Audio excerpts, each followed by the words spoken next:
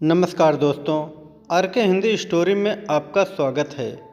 आइए सुनते हैं जयशंकर प्रसाद जी की लिखी कहानी अघोरी का मोह। आज तो भैया मूंग की बर्फी खाने को जी नहीं चाहता। यह साग तो बड़ा ही चटकीला है। मैं तो नहीं जगन्नाथ, उसे 2 बर्फी तो ज़रूर ही दे दो। ना ना, क्या करते हो? मैं गंगा जी में फेंक दूंगा। लो, तब मैं तुम्हें को उल्टे देता हूँ। ललित ने कहकर किशोर की गर्दन पकड़ ली। दीनता से भोली और प्रेम भरी आंखों से चंद्रमा की ज्योति में किशोर ने ललित की ओर देखा। ललित ने 2 बर्फी उसके खुले मुंह में डाल दी। उसने भरे हुए मुख से कहा, भैया अगर ज़्यादा खाकर मैं बीमार हो गया। ललित ने उसके बर्फ के समान गालों पर चपत लगाकर कहा, तो मैं सुधा बिंदु का नाम गरल धारा रख दूंगा।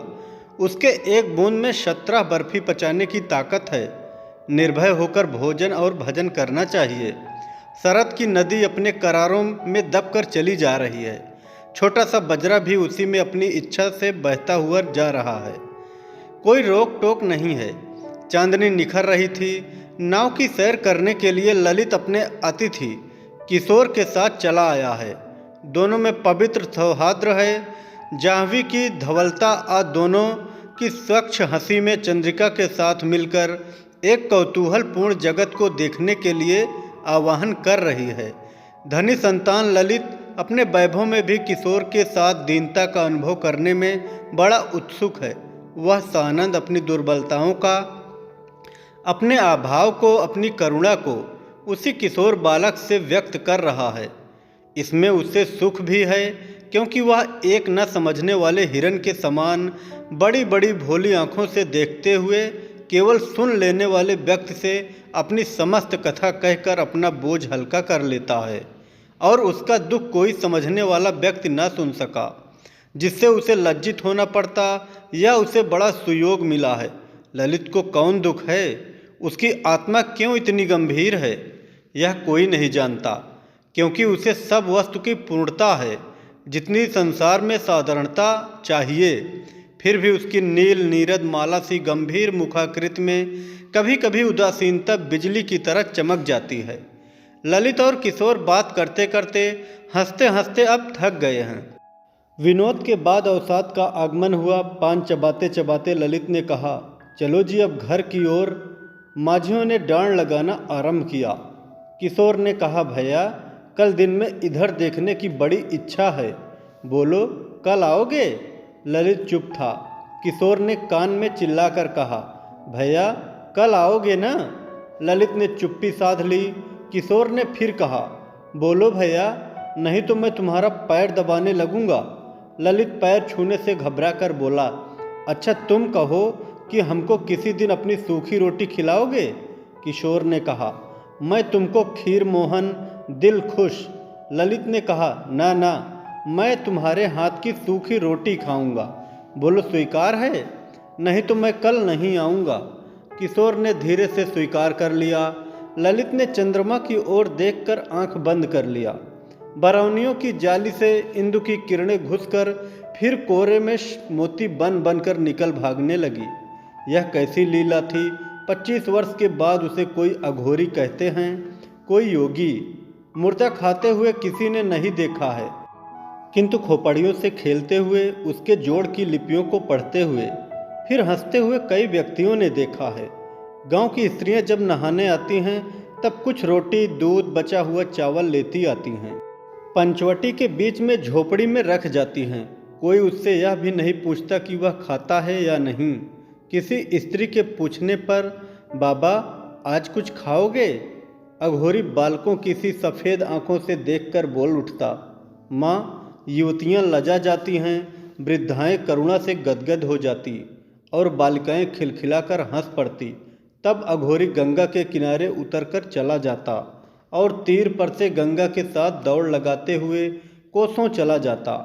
तब लोग उसे पागल कहते थे, किंतु कभी कभी संध्या को संतरे के रंग से जब जाह्नवी का जल रंग जाता है और पूरे नगर की अट्टालिकाओं का प्रतिबिंब छाया चित्र का दृश्य बनाने लगता है, तब भाव विभोर होकर कल्पनाशील भावुक की तरह वही पागल निनिर्मेष दृष्टि से प्रकृति के अदृश्य हाथों से बनाए हुए कोमल कारीगरी के कमनीय कुसुम को, नन्हे से फूल को बिना तोड़े हुए उन्हीं घासों में हिलाकर छोड़ देता और स्नेह से उसी ओर देखने लगता जैसे वह उस फूल से कोई संदेश सुन रहा हो।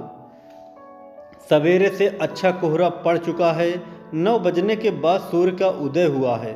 छोटा सा बजरा अपनी मस्तानी चाल से जाह्नवी के शीतल जल में संतरण कर रहा है। बजरे की छत पर तकिए के सहारे कई बच्चे और स्त्री पुरुष बैठे हुए जल विहार कर रहे हैं।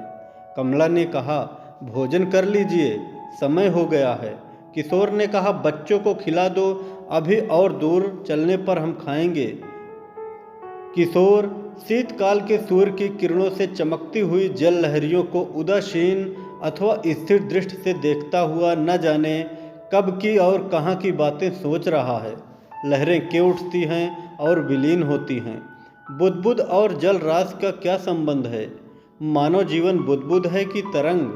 बुदबुद है तो विलीन होकर फिर क्यों प्रकट होता है? मलिन अंश फेन कुछ जल बिंदु से मिलकर बुदबुद का अस्तित्व क्यों बना देता है? क्या वासना और शरीर का भी यही संबंध है? वासना की शक्ति कहाँ कहाँ किस रूप में अपनी इच्छा चरितार्थ करती हुई जीवन को अमृत गरल का संगम बनाती है। अनंत काल तक दौड़ लगाएगी। कभी अवसान होगा, कभी अनंत जल राशि में विलीन होकर अपनी अखंड समाधि लेगी। क्या सोचने लगा? व्यर्थ की चिंता। नवल ने कहा, बाबा ऊपर देखो, उस वृक्ष की जड़ें कैसी अद्भुत फैली हुई हैं। किशोर ने चौंक कर देखा। वह जीर्ण वृक्ष कुछ अनोखा था। और भी कई वृक्ष ऊपर के करारे को उसी तरह घेरे हुए हैं। यह अघोरी की पंचवटी है। किशोर ने कहा, नाव रोक दें, हम यहीं ऊपर चलकर ठहरेंगे, वहीं जलपान करेंगे। थोड़ी देर में बच्चों के साथ किशोर और कमला उतरकर पंचवटी के करारे पर चढ़ने लगे। सब लोग खा पी चुके, अब विश्राम करके नाव की ओर पलटने की तैयारी थी। किंतु पवित्रता की चमक, मुख पर रुक्ष केश, कौपीनधारी एक व्यक्ति आकर उन लोगों के सामने खड़ा हो गया। मुझे कुछ खाने को दो। दूर खड़ा हुआ गांव का एक बालक उसे मांगते हुए देखकर चकित हो गया। वह बोला, बाबूजी, यह पंचवटी के अघोरी हैं। किशोर ने एक बार उसकी ओर देखा, फिर कमला से कहा, कुछ बचा हो तो इसे दे दो। कमला ने देखा, कुछ पराठे बचे थे, उसने निकाल कर दे दिया। किशोर ने पूछा, कुछ और नहीं है? उसने कहा, नहीं। अघोरी उस सूखे परावठे को लेकर हंसने लगा। बोला, हमको और कुछ न चाहिए। फिर एक खेलते हुए बच्चे को गोंद में उठाकर चूमने लगा। किशोर को बुरा लगा। उसने कहा, उसे छोड़ दो, तुम चले जाओ।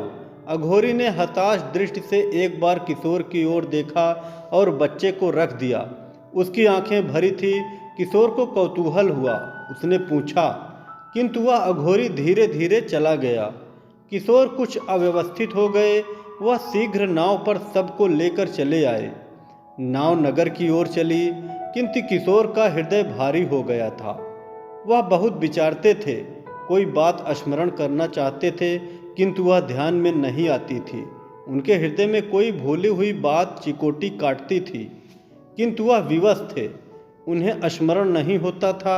मात्र स्नेह से भरी हुई कमला ने सोचा कि हमारे बच्चों को देखकर अघोरी को मोह हो गया। कहानी कैसी लगी कमेंट में ज़रूर बताएं।